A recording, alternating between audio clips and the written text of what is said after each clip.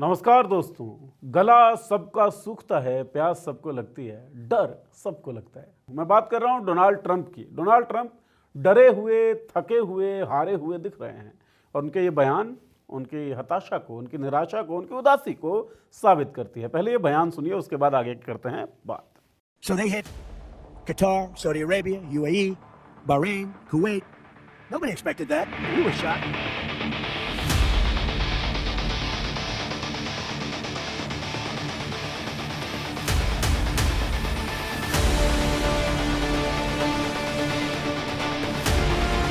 When you deal with some of these people, you're dealing with high-level intellect, very high IQ people.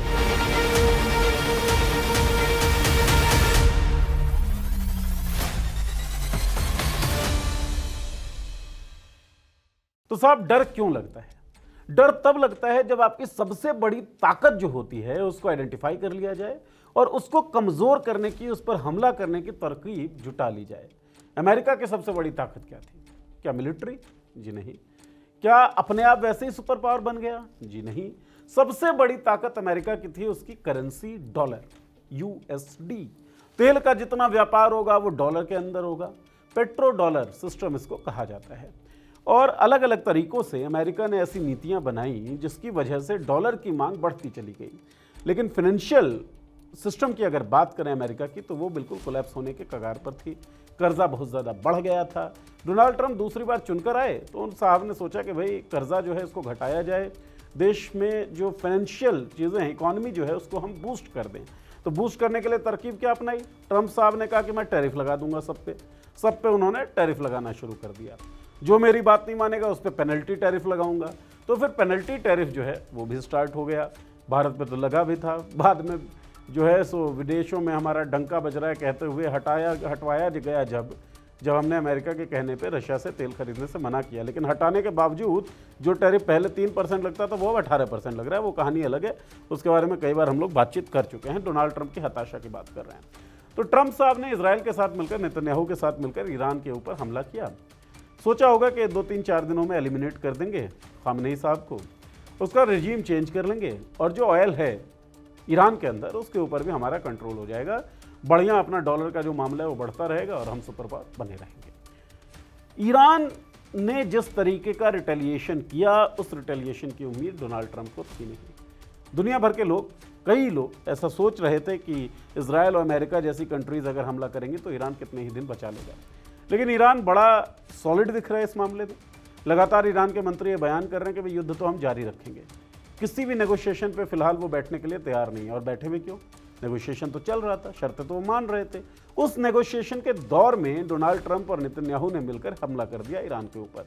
तो आप जब sovereignty पे, स्वतंत्रता पे, संप्रभुता पे हमला करते हैं किसी की, तो वो जागेगा। आप उसके सुप्रीम लीडर की जब किलिंग कर देते हैं, असैसिनेशन कर देते हैं, तो उसका जो मत है वो इस तरफ झुक जाएगा कि भाई अब कुछ भी हो, अपने आप को बचाना है तो रिटेलिएशन बहुत ज़ोरदार हमको करना होगा।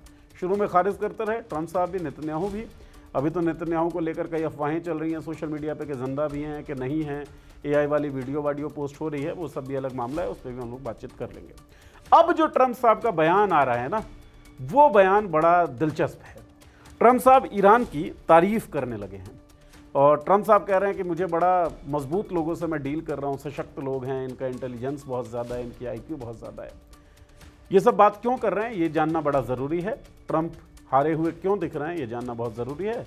तो नो द न्यूज़ हमारा जो सीरीज़ है उसके अंदर हम इस वीडियो में जिक्र करेंगे डोनाल्ड ट्रंप की उदासी के कारणों पर। तो साहब, हुआ क्या? ट्रंप साहब रिपोर्टर्स से बात कर रहे थे और रिपोर्टर से बात करते करते स्ट्रेट ऑफ हॉर्मुज तो बीच में आना ही था। स्ट्रेट ऑफ हॉर्मुज की बात चली। ट्रंप साहब ने इससे पहले क्या किया था कि भाई जितने भी लोग थे, जितने भी अलग अलग देश थे जिनका व्यापार स्ट्रेट ऑफ हॉर्मुज से होकर जाता था, और भी देश, नाटो में शामिल जितने देश थे, उन तमाम लोगों से ट्रंप ने यह निवेदन किया था कि भाई आओ और स्ट्रेट ऑफ हॉर्मुज से शिप्स गुजरें, इसमें तुम सहयोग करो, अपना अपना वॉरशिप भेजो। क्या हुआ वो आगे बता रहे हैं। ट्रंप साहब ने सीधा कहा है कि हम लोग, यानी अमेरिका तो केवल 1% तेल जो है खरीदता है या इंपोर्ट करता है, जो वो स्ट्रेट ऑफ हॉर्मुज से गुजरता है। हमारे पास अपना बहुत सारा तेल है। We strongly encourage other nations whose economies depend on the strait far more than ours. We get less than 1% of our oil from the strait. Trump साहब ये बात कह रहे हैं। आपको डॉट्स जो है ना उनको कनेक्ट करना होगा। तो ये बात कही। इसके बाद बाकी देशों की बात की डोनाल्ड ट्रंप ने क्या कहा कि जापान जो है 95%, चाइना जो है वो 90%, साउथ कोरिया जो है वो 35% तेल जो है वो आयात करता है स्ट्रेट ऑफ हॉर्मुज के रास्ते से। Some countries get much more. Japan gets 95%. China gets 90%. Many of the Europeans get quite a bit. South Korea gets 35%. So we want them to come and help us with the strait. कहना क्या चाह रहे थे ये data देकर? Obviously inform करना केवल उनका मकसद नहीं था। वो कहना ये चाह रहे थे कि भाई जिनकी निर्भरता स्ट्रेट ऑफ हॉर्मुज पे बहुत ज्यादा है, वो लोग स्ट्रेट ऑफ हॉर्मुज को सिक्योर करें। तो ये ट्रम्प साहब उनसे मदद की अपील कर रहे थे। लेकिन मदद की ये जो अपील है, इस पे एक्शन क्या लिया गया?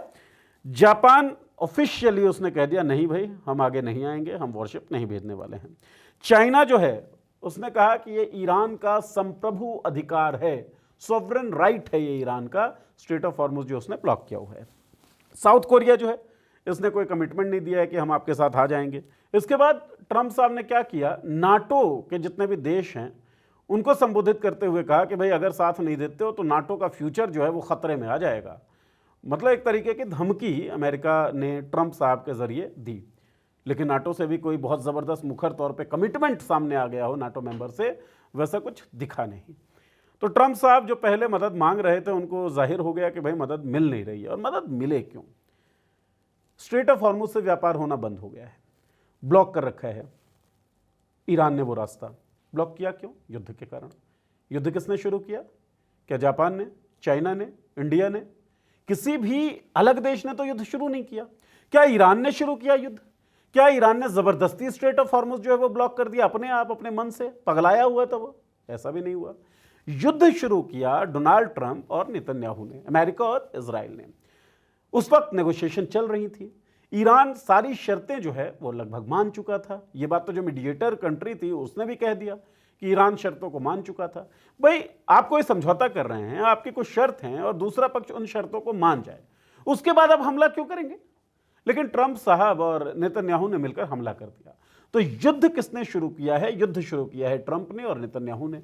युद्ध इसलिए शुरू किया गया होगा कि ईरान को तो हम रिजीम चेंज कर देंगे, हमारा जो ऑब्जेक्टिव है उसको पूरा कर देंगे। ऑब्जेक्टिव क्या रहा होगा? ऑयल पे कैप्चर कर लेना, ताकि मार्केट डॉलर का जो है वो मजबूत बना रह सके। लेकिन कहते हैं ना कि बड़ा हल्का आंक लिया उन्होंने ईरान को, और दूसरी बड़ी गलती कर दी खामनेई साहब को असैसिनेट करके, उनकी किलिंग करके।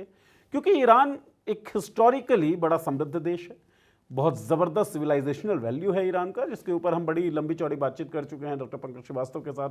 तो थर्ड आई में आपसे अनुरोध है कि उस वीडियो को आप ज़रूर देखें, तो समझेंगे कि ईरान जो रिटेलिएशन कर रहा है उसके पीछे उसका मिलिट्री पावर, एडवांसमेंट्स जो उसने किए हैं बीते सालों में, वो तो है ही है। इसके अलावा एक हिस्टोरिकल इमोशन भी है जिसकी वजह से ईरान रिटेलिएट कर रहा है। और इस रिटेलिएशन की उम्मीद दरअसल नहीं रही होगी ट्रंप को।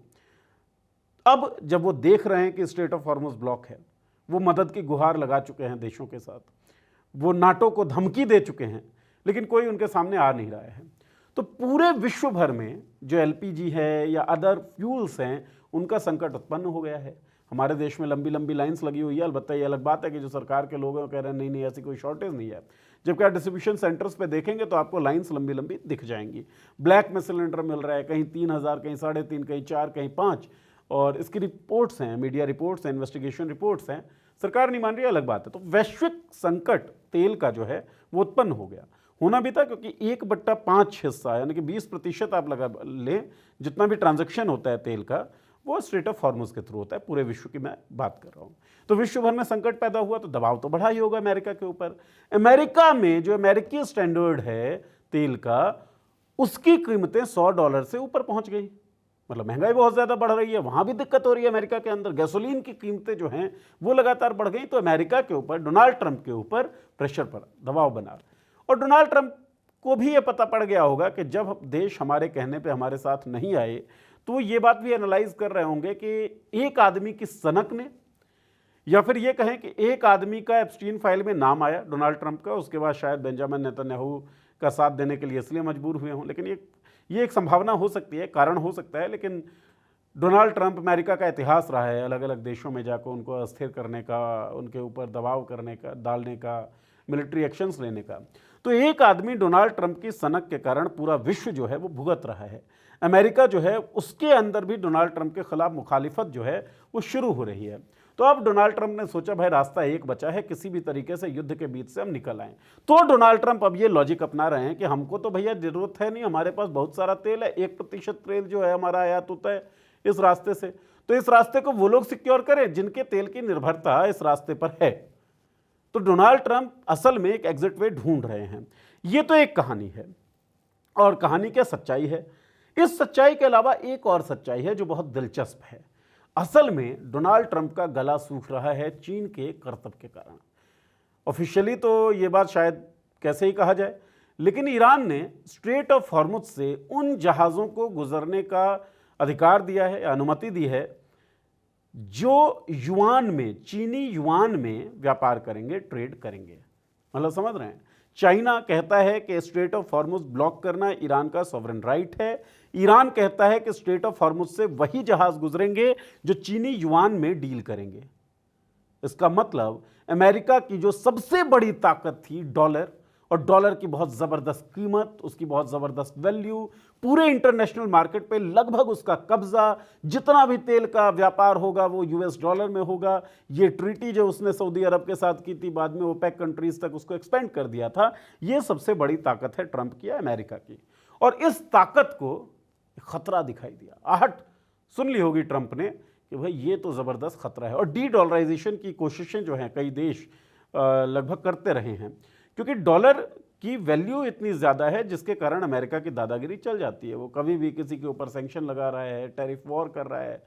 तो अब ट्रंप साहब को लगा कि यार हमारी जो सबसे मजबूती थी बड़ी, उसी के ऊपर हमला हो रहा है, और अगर ये सब चीज़ें ट्रेंड में आ गई, नॉर्मलाइज हो गई, तो अमेरिका की हालत हो जाएगी ख़राब। जो सुपर पावर अमेरिका है वो सुपर पावर रह नहीं जाएगा। तो सबसे बड़ी ताकत पर हमला हुआ है। इस कारण से डोनाल्ड ट्रंप साहब जो हैं चीख रहे हैं, चिल्ला रहे हैं, रो रहे हैं, एक एग्जिट वे ढूंढ रहे हैं, और इसलिए ईरान की तारीफ़ें कर रहे हैं। ईरान की तारीफ़ करते हुए डोनाल्ड ट्रंप कहते हैं कि मैं बड़े तेज़ आईक्यू वाले लोगों से डील कर रहा था, मैं बड़े इंटेलिजेंट लोगों से डील कर रहा था। तो अब उन्हें समझ में आया कि बहुत ज़बरदस्त आईक्यू है ईरान के लोगों का, इंटेलिजेंस है बहुत ज़बरदस्त। उन्होंने उसकी मिलिट्री पावर जो है उसके बारे में बातचीत की। ट्रंप ने यह भी कहा कि ईरान ने सऊदी अरब और गल्फ अलग अलग जो नेशंस हैं उनके ऊपर हमला किया अमेरिकी बेसिस पे, जिसकी हमको कोई उम्मीद नहीं थी। We were shocked. तो झटका लगा ट्रंप साहब को ईरान के रिटेलिएशन से। तो ईरान रिटेलिएट कर रहा है जिसकी उम्मीद नहीं थी। नंबर 2, स्ट्रेट ऑफ हॉर्मुज से जो व्यापार हो रहा है उसमें चीनी युआन की बात अब सामने आने लगी है कि चीनी युआन में जो डील करेंगे ईरान उनको जाने देगा उस जहाज से। तो पेट्रो डॉलर सिस्टम जो है वो कोलैप्स हो सकता है, अमेरिका को बहुत बड़ा नुकसान हो सकता है। इसलिए डोनाल्ड ट्रंप साहब जो हैं वो एग्जिट वे ढूंढ रहे हैं। ये मोटा मोटी लब्बो लुभाव है इस पूरे मामले का, डर का जो डर दिख रहा है ट्रंप साहब के चेहरे पर, उनके बयानों में। अब एक बात आप समझिए कि ईरान के जो फॉरेन मिनिस्टर हैं उन्होंने क्या कहा, बहुत ज़बरदस्त और गंभीर बयान दिया है। ईरान के फॉरेन मिनिस्टर का कहना है there are people being killed only because Trump wants to have fun. अपने मजे के लिए आप लोगों को मार देंगे, ऐसी दादागिरी आपकी, तो ये दादागिरी तो नहीं चलनी चाहिए। तो ईरान के ऊपर ये जो युद्ध थोपा अमेरिका ने और इजराइल ने, इसका नतीजा एक तरीके से ये भी समझिए कि दादागिरी जो अमेरिका की थी उसको अब चुनौती दे दी गई है और कह दिया गया है कि अनैतिक दादागिरी जो तुम्हारी चल रही है ये नहीं चलेगी आगे।